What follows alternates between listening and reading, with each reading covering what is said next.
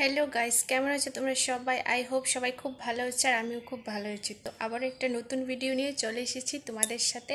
তো আজকের ভিডিওটা খুব স্পেশাল হতে চলেছে, কারণ তোমাদেরকে আমি এর আগের ভিডিওতেই বলেছিলাম যে তোমাদের সাথে আমি খুব স্পেশাল একটা কিছু তোমাদের সাথে আমি শেয়ার করব। তো সেটা কি, সেটা জানতে হলে আমার এই ব্লগটা পুরোটা শেষ পর্যন্ত দেখতে হবে। তো ভিডিওটা প্রথম থেকে লাস্ট অবধি দেখতে থাকো এবং তোমাদের কেমন লাগলো সেটা অবশ্যই কমেন্ট করে জানাবে।